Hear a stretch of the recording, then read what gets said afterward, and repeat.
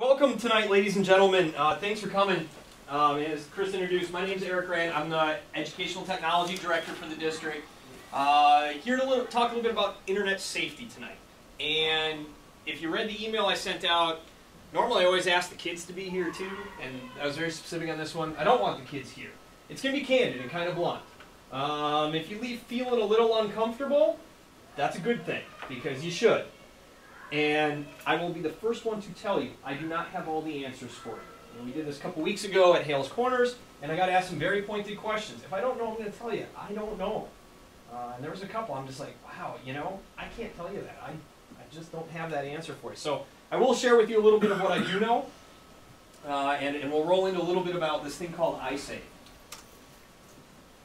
So why are we doing this all of a sudden? Why the push with internet safety? And the district is rolling out curriculum called iSafe to teach your children about general internet safety, cyberbullying, that kind of thing. Well, there's a couple reasons. First of all, there's this big overriding federal legislation called SIPA, the Child Internet Protection Act. And 18 months ago, it was revised. They changed it, and they kind of did a 180 on what it was before. And that's what I was kind of talking about, this reversal philosophy down there on the bottom. Before, it was all about, let's put up a steel wall between our kids and all of the evil, basically. Okay, all the darkness out there. Let's throw up this steel wall. Let's lock everything down. Let's cage it all up. And just hope that our kids don't go out there and use it. Well, that's a really bad philosophy. And as technology gets smaller and more mobile, and our kids have greater and greater access to it, you know, now the philosophy is, and from what the legislation is, hey, you're educators. It's your job to help educate our students. You must educate them about this because they are at risk if we don't. And so it is really a true 180 from the federal government on down.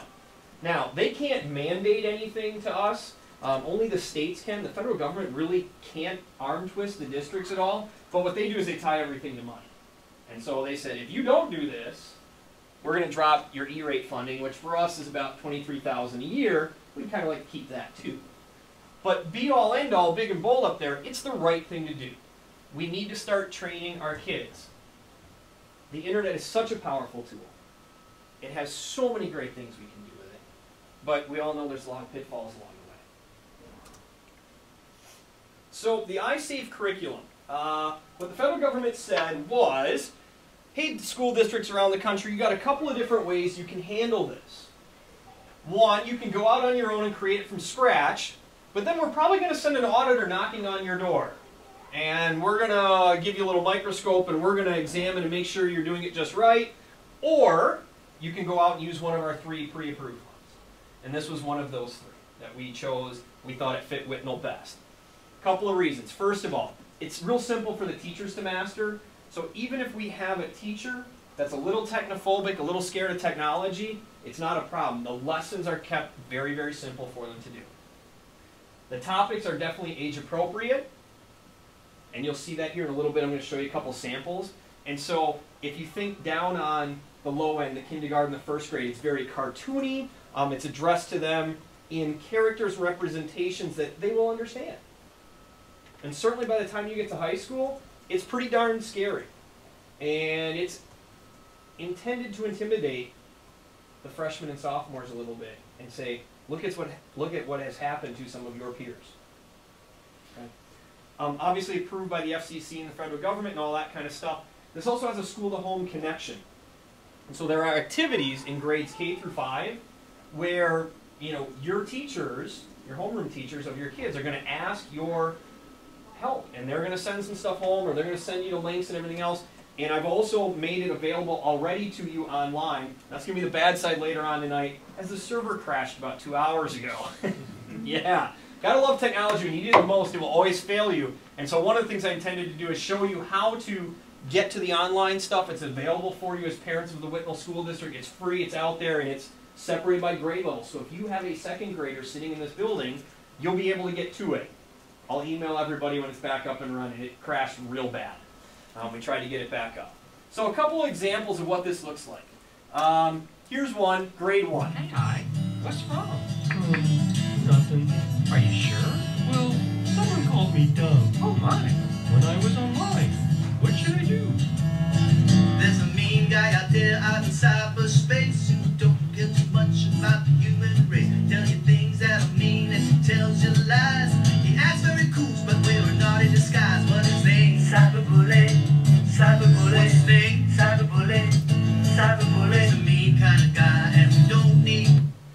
obviously, you know, intended to a particular audience. We're not going to take, you know, the freshmen in high school and have them do a sing-along with the teacher on this. But for first grade, this is great. In fact, we do have our director of academic achievement. We are trying to convince him because he plays acoustic guitar, and this actually came with sheet music. And we said, guess what? We kicked this off with the kids. We're trying to get him to come down and play a little bit. And he actually didn't say no. So we're going to see if we can get him to come down and play along and maybe get the kids involved that way kind of thing and actually do it live. We'll see. So more on the lower grade type stuff. The types of activities that they would do within the classroom, again, cartoony based kind of thing, more just getting some of the terms into their head, you know, what is a cyberbully, what should you be aware of, kind of stuff. The activities you'll see as parents coming home, again, the same type of theme in the lower grades. Now as we ratchet up, what begins online could lead to a very dangerous situation like this one.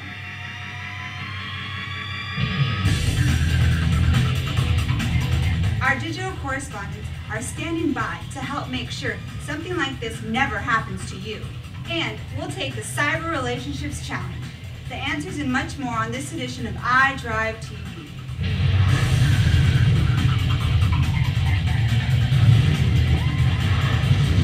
So very upbeat, engaging, moving fast, often like a Hollywood production for them to see by the time they get to 8th grade, taking on a little bit more serious topics. Another video, as you roll into the high school stuff, they actually do more of a documentary oriented, and the videos are short normally. You know, you're talking 4, 5, 6 minutes at the most, and then a teacher-led discussion kind of thing. You get up into high school, they have some longer 15 and 20-minute videos. One of them is the documentary 2 years ago, Hamilton, Ohio. It was well documented, made national news about the 15-year-old girl, Facebook related, was stalked and ultimately, unfortunately, murdered by her cyber stalker. And it is her family. She has a sister who now is coming up in that same age bracket, her parents, and so they got that family to actually do a production, and that is what one of the lessons is there. And it's one of those, it's heart-wrenching. I don't care if you're 14 years old or 40 or 60 or whatever. You know, it's a little bit harder to accept that, but you know, for the older kids, it's more of, hey, it's a little in-your-face kind of thing with them. So that's an example of some of the pieces that they will see. So some do's and don'ts for you as parents. And again, take everything I'm about to say with a grain of salt. I don't live in your household. You know, I don't know your kids directly. These are some general kind of do's and don'ts. And what you take from this is up to you, and you have to make your own decisions within your own household.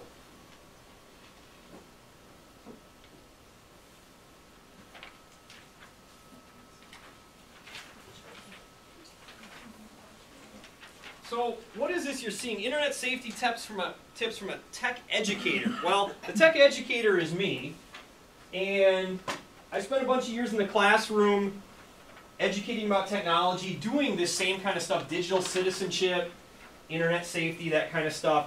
And these are my kind of guidelines and basics. So be present. Keep your technology out in the open. Any use of an internet-capable device. And that includes something that fits in their pocket, smartphone, that kind of thing. It should be done out in their open. They shouldn't be doing that in their rooms or anything. You know, now again, the argument, we'll get down to the difficult questions later of what age is that switch. That's a more difficult one to answer.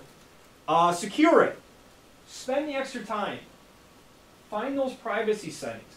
At that point where you as parents determine, okay, I'm going to start letting them use social media. I'm going to start letting them use sites, even if they're child-oriented social media sites. And you're signing up for them. There's so many features. If you go that extra little 5 minutes and dig down into those account settings where you can block so much of that stuff that's put out there. Make sure you do that. Lock it down. Okay? Open up discussions within your house. Communicate openly. I've had parents come all the time to me and say, hey Eric, I want to install some tracking software on my computer. I want to keystroke the computer where I can tell exactly what they're typing. I'll tell you, I've helped people do it. I'm not an advocate of it. you're basically saying you don't trust your child, you don't have an open line of communication with them. And by child, I'm saying everybody from, you know, a 7-year-old up to your 17-year-old, okay, wherever they might find. Get those dialogues open. Find out what they're doing there. Be invasive if you have to. If it gets to the point, you know, where they're saying, get away from me, well, good, then they shouldn't be touching that device. Discuss usernames and passwords and basic security stuff, and that you're not giving that out. You know, so much can happen with cyberbullying because they've given out their username and password, and now their friend, thinking they're funny, is being an idiot and posting some really ridiculous stuff up online, and everybody's seen that. And that's really how you roll into some of the cyberbullying stuff a lot. Be involved. Spend some time. Be there. Keep an eye out. Okay? Separate your accounts from your child's. You can do that on virtually any computer these days. And then, you know, really express that interest. Create bookmarks. Find sites that you think are appropriate and bookmark those. Create a separate list for your kids of those sites that they should be going to, so they can find that list easier. Number 5 there, antivirus, very much a no-brainer. Get an antivirus piece of software on your computer, especially if you have a Windows machine, just have it on there. Think before you do it. That's a big one. That's going to get stressed through iSafe from a very young age on. Once it's out there, it's out there. I have some other sample stuff I'm going to show you in a little bit. I actually just got back from a conference yesterday on this same thing, internet safety. The woman was an amazing presenter that came in and took us to some places on the internet that were shocking and showed us a story, and I'm not going to share it tonight because literally I'd probably have all of you in tears, about a girl who was doing some sexting in 8th grade. Everybody know what sexting is? Texting of nude photos. Did that in 8th grade. It got posted to the internet. The parents were proactive enough. They were able to contact the various website providers and get all that material approved, or removed, and yanked off of there. Yeah, sorry, not approved, removed. Yeah, they got it all yanked, but it followed her for years. And as a sophomore in high school, she still could not live that reputation down, and it destroyed her, and she was a very tech-savvy young lady, produced an incredible 20-minute long video explaining what had happened to her life, how it had destroyed her and followed her for 2.5 years since she had done it. She posted the video to YouTube, and 6 hours later committed suicide. Now luckily, YouTube and Google were good enough, now that they keep it as an example, they froze the account and they have left it on there with only one post. And it was from her mother about 5 or 6 weeks after she died, and her mother did not know that this had been posted. She replied to it, this very lengthy, basically mother's plea. Look at what might happen to my daughter. Do not let it happen to yourselves. And then they froze the account so nobody else can comment on it or do anything to it. It's a really horrible story. But, you know, it's out there. Kind of thing. Watch your kids. Prevent the wandering. That's more about, again, find those child-friendly sites, bookmark that stuff, you know, and help your kids find the stuff that they should be going to that is beneficial. So the difficult questions at the bottom of this sheet. At what age do you allow your children to have their own privacy, their own responsibility, that ability to take that device into their bedroom, away from your eyes directly? I don't have an answer. I really don't. Depends on the maturity of the child. It really does, and it's your personal decision. And you know, you can have, I mean, the woman that presented to us yesterday, this is what she does for a living. She is by every stretch an expert for this. She consults with the FBI and everything. She doesn't have an answer. It's within your own household. Story of Dave, and I have his permission to do this. He is a childhood friend of mine. We grew up together.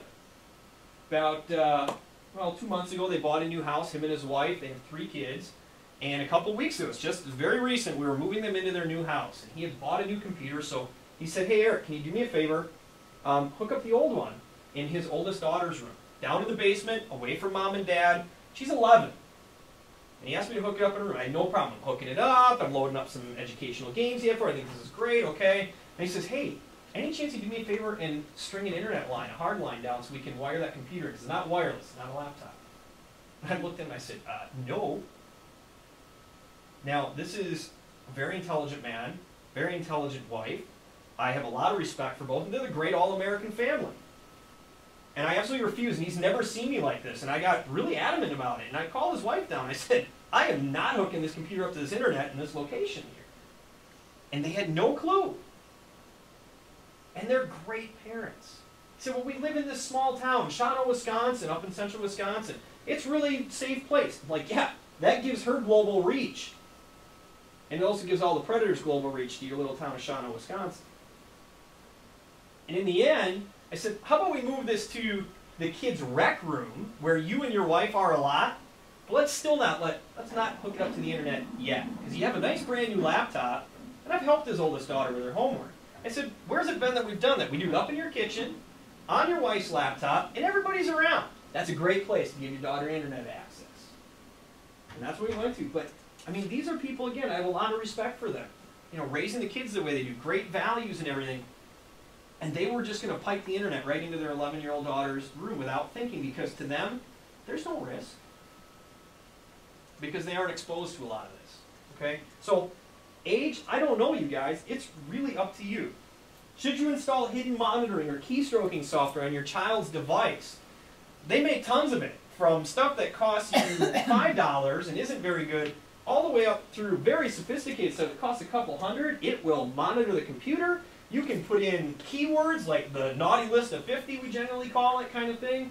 And if your kid starts repeating those terms, it will start screenshotting it in the background and even send it to your private email. Actually, there's one now I've seen, it will transmit it via text message to your phone. I'm not a big advocate of it. I'd rather you be proactive, you get involved with what your kids are doing online kind of thing. When it comes to this, you're talking some serious distrust. And then the worst part has happened to some friends of mine as well. They had a smart daughter who found the software, even though it's hidden well, and found out they were doing it. That got ugly.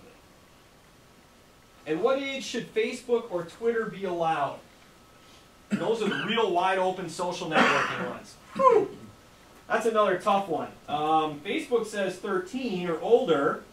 The scary stat we got yesterday was nationwide, of all kids 17 and under that are on Facebook, 40, might not sound like many, but this is scary, 40 out of every 1,000 are 6 years or younger. On Facebook? On Facebook. Well, you'd be shocked. Some can. And they are on Facebook. I think a lot of his parents create accounts for their kids, which bothers me. So. Yep, the kids say, "Hi, but my friends are on Facebook, and I got to do this." And no is a perfectly acceptable answer. You want to jump in here? Yeah, sorry if I put you on the spot with your own daughter. My daughter's 13. At 11, she was in tears for days because we would not let her get a Facebook account if she was too young. And you know, basically now she thanks us. And what I said at the time is I have a very responsible daughter. However, I cannot control the peer pressure that creates for her. What if she doesn't want to friend somebody that friends her? You know, and that's happening in school. These conversations, they're getting in arguments about this kind of stuff. So yeah, I think of course it's always a parent decision. I ask kids when 4th and 5th grade, when we do human growth and development and other protective classes coming up later in the year, and a number of our kids are on Facebook. And I would just ask that, you know, and I say to them that it's being monitored when I talk with parents as well. So it's a personal choice, but we have to just, you know, be mindful of what it opens, the doors it opens up for our kids. And in a way, it's kind of like opening Pandora's box. You know, got to be careful. On the back side of the sheet, ladies and gentlemen, this is what I had hoped to show you right now. But there are some screenshots on there and addresses for you to go to. This is the Whitnall Wiki server, where we post a lot of information, and it is publicly open. You do not need a username and password. And you can see on that top screenshot there will be a section there called iSafe for Parents. You cannot get there right now. It's down. I'll send out an email to all the school again, the entire school and elementary parents when it's up and running. But that shows you what it looks like. On there, you will find several things. You'll find this handout. You need another copy of it. You will find a very long, about 40-page long PDF document that is the online tips from kind of some very respected organizations. FBI Cyber Crimes, their whole Peace for Parents is on there. United States Parents Online organization, you know, their suggestions, tips, and hints for the thing. So I tried to pull some resources together for you, and that's there for you to view. Okay, and there's download links on there where you can pull it right into your own computer. Plus, you will see grade levels on there, K through 5. And when you open those up, you will see the resources that, or the parent resources for iSafe. Okay, so you see some worksheets on there, some video clips, that kind of stuff. And again, should you so choose to jump ahead or want to use those, they're there and free and available for you to use. Okay. A couple other examples here that I wanted to bring in, and these came in from the presentation I was at yesterday.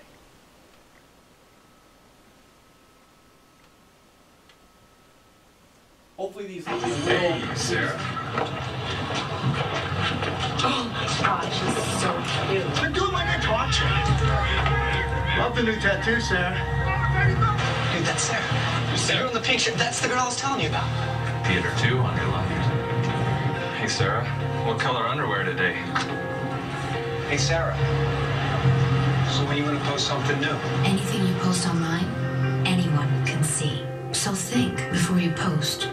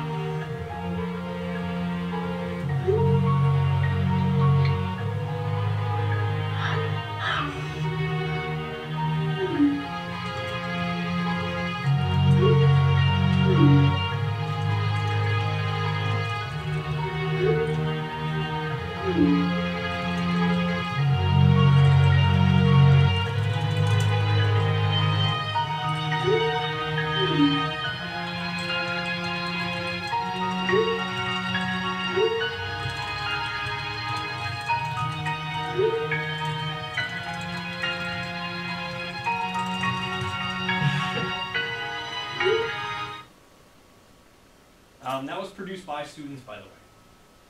They created that, won an award for it. So if you're sitting here right now and your son or daughter is in 4th or 5th grade, time to be proactive and get going. If they're younger and you're thinking it's years off, rather get them educated now so when they get older, they're prepared to handle it. You know, we always spend time, you know, when we were in kids, it was all about don't get in the car with strangers. Don't let anybody into your house if mom and dad aren't home. This is the same exact thing. It's just in the cyber world. And sometimes the cyber world is easier to reach into your own house. So that's kind of my presentation. Sorry I can't show you the wiki. So what questions do you have?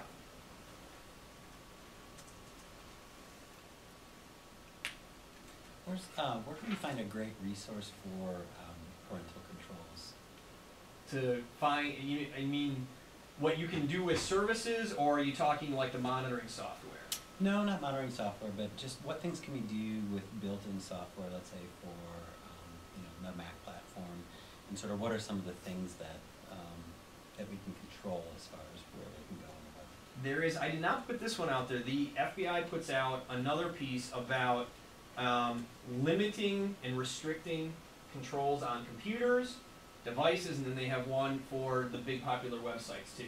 How about I email that out to you guys? Great. To do that. I have the link, it's sitting back in my office for it. And you got to drill down about 16 different levels into the FBI site to find it, but I do have that.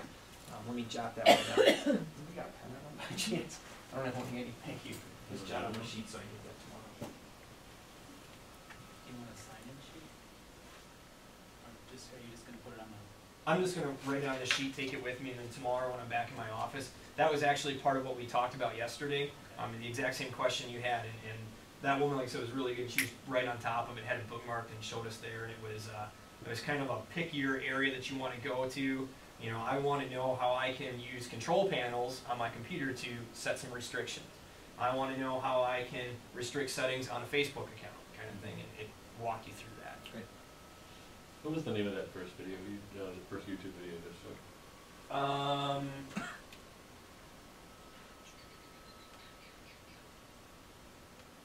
This one right here. Best PSA. Best PSA ever. Okay. Now this is part of a series too that they had, and again we watched a bunch of them. I was picking and choosing and stuff, kind of thing. And again, I told Dr. Holtz and Mr. DeAquisto, we were in a meeting this morning, and I said, you know, we're going to add some stuff, but I was very careful and picked and choose. Some of the stuff was very, almost controversial. I mean, it was very in your face, very blunt, very disturbing. And so I kind of picked some of the milder ones, to be honest. I still hope it made you feel a little uneasy, kind of thing. And there's more things that come out pretty much every day, like the flash sexting, where I can send an image and set the time that it stays on your phone. So I can set 5 seconds, 3 seconds, and it's gone. I mean, that's why the education part is so important, because the kids need to know the rules are just like, you don't let strangers in your house, you don't let them in your computer, your phone, that kind of stuff. And then the other thing to remember is, no matter how smart or how much you trust your son or your daughter, people that do this kind of stuff are twisted. But they're also extremely intelligent sometimes. You know, all the way from high-end degrees to just high-end, intelligent, techie kind of people. And so no matter, I mean, they're very good at fooling people. I used to be a police officer, so I was involved in some of that investigation stuff too. And it's incredible what lengths people go to. So that's why it's good, important, you know, in the parenting classes kind of thing. You have that good conversation with your kids. And so that the worst thing they ever ask you is it okay if I unfriend grandma on Facebook because she's embarrassing me? That's the best question. I have a question. How do you figure out, because I know like my kids have their iPods, and so they have like a gazillion apps on there, and I feel like they're constantly making noise, and I go and look and it's a message from like one of the apps. Like, how do you know whether like those messages are coming from, like, I don't know if they're coming from the game itself, or if they're allowed to interact with other people on those apps? And there is, and if you're talking, I know iPads and iPods very well, the Apple products, you're probably talking Game Center, and they do. There is a chat and interactive feature with that, so any game that is Game Center capable, Game Center is the social media tie-in to a lot of those types of games. You can turn it off. Okay. You have to, off the top of my head I can't give you, but you go into settings, and general I think it is, and you go to restrictions somewhere down in there. There's a way to turn Game Center off. They can still play the game, but it won't allow the social media interactivity in there. Okay. If that helps. And so unfortunately it's an either or. It's either on or it's off. You can't limit it more than that. Is that something where you go to like the iTunes area to go into that app, or you can actually go into the, what is it? It's in settings, you can see all of your apps, and you can see push notifications. Yep, you can do that. There's another way though, just wipe Game Center out of there too, and I haven't looked at this for a while. Don't create an account or clear the account. Yeah. Put me on the spot here real quick. You know, Eric, while you're looking for that, your example this morning at our admin team meeting with the chat rooms. Yeah, I can bring that up if we wanted to. Chat rooms are like walking on ice. I mean, that's where you'll get hit. And if you have someone come in from a law enforcement agency and they want to demonstrate within 10 seconds, you'll have something you shouldn't have. It's usually through a chat room, and it's kids' chat rooms, you know, like Penguin City, stuff like that. So that was pretty powerful, what you did. Yeah, I'll talk about that in a second. It's settings, general, restrictions, and in there there's privacy settings. Okay. Yeah, what I brought up to our administrative team today, one of the other examples they got was kidschat.net brought up, and the woman, part of the problem with some of these new sites that are coming online, they require no verification to get on. Facebook, you have to actually create an account, and you have to have an email address and have it verified and blah, blah, blah to get on. No verification, you just show up at the site, type in your name, and go. And what did I say? She had a little picture that she had permission to use. She presented herself as a 14-year-old girl, threw the picture up there, started chatting, left it open for our couple-hour presentation. It was absolutely sick what went on in there in 2 hours that we were there. And just started popping up. She left in the background. We could hear it dinging. And, you know, every about 20 minutes, we'd interrupt the presentation. She'd click back, and we'd start reading, going, you know, and we're getting nauseous in the room. And again, no verification. That was the thing. Your kid doesn't have to have an account. They don't have to have email. If you're letting them browse the web, they can get there. And when you look at this site, I showed the admin team this morning, it's cartoony looking. It looks like it's designed for young children. And there's no oversight, no monitoring. It's solely on your end. Any other questions? When are you showing these to the kids? Like the videos that you showed us? The iSafe and everything? Yeah. That has already started. Okay. And so what's happened is we've begun training the teachers and everything. I would say probably right after the holidays, they're going to start kicking in with the instruction within the classrooms kind of thing. Okay. So they're getting training now. And then high school, is it during a certain class? Yeah. Boy, I wish we had Jackie here to answer that. It is being run, all freshmen have to take it. I don't know the exact, it's health basically. In health, okay. Yeah, let's just call it health. There's a different name for it over there, so I don't want to get misquoted there. But it's health class, which all freshmen have to take. So if my son's taking it for health right now, is he getting it right now? He should. Hopefully going to take, he's only got this semester, huh? Yeah. It's going to come close on that. I'll ask him. If he comes through one day looking a little out of sorts kind of thing, we That's really talked about some day. weird stuff today in health class. It could be this. I mean, the videos there, while they're not graphic, I mean, you see this, especially though I've watched it from end to end, and I'll admit I was losing it. I mean, it is this family, and if, you know, even if you have the kid that a little rebellious and doesn't like listening to the adult authority figure, her sister is absolutely gut-wrenching on her. I mean, to watch her sister and what it had done to her and how much she looked up to her older sister and everything when she was younger, because this is now, you know, now 2 years later that they're interviewing her. And she is now herself at that 15-year-old level kind of thing, and what it has done, you know, to the younger sister and everything. It's really, it's a hard watch, but, you know, I think we need to, especially as our kids get older there, we need to hit them with that a little bit and remind them, you know, this can happen to you.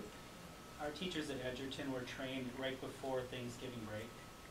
And maybe you want to speak to this, Eric, a little bit, but there's required lessons and then there's optional lessons. And the lessons come with a lesson plan to follow, and then there's an activity for the students as well. But, I mean, I guess it's as far as teachers want to take it beyond the required lessons. Yeah, right? and typically what it is that there's 3 to 4 required lessons at each grade level, and there's upwards of 10 to 12 that are actually in the system. And so what it lays out for the teachers and says, you know, this year you're really focusing on cyberbullying and introducing. I think 3rd grade is the one where they really start hitting that big time. And you know, you must teach these 3 required lessons on cyberbullying. Now, if you want to take that further, here's some additional material, lesson plans, and that kind of stuff. And teachers then can take it as far as they want on that. And again, there's varied activities. Some of it will be, you know, it's a web search activity where they will go to certain sites and look at them and say, okay, where could you get yourself in trouble here, kind of thing. And it's more of a hands-on with the kids kind of stuff. Some of them are, a lot of them are the video pieces, and then a discussion after that. The teacher's actually given leading questions to lead the kids into the discussion kind of thing. You know, that are based on the topic, that kind of stuff. It's a little more techy, but I'm kind of surprised you haven't mentioned, and I would highly recommend OpenDNS. Are you familiar with that? I don't know. Pardon me if everybody knows this, but the way that websites work is that you go to, you know, www.whatever, and that actually reroutes you to an IP address. And to do that, you have to go do a lookup from the name to the IP address.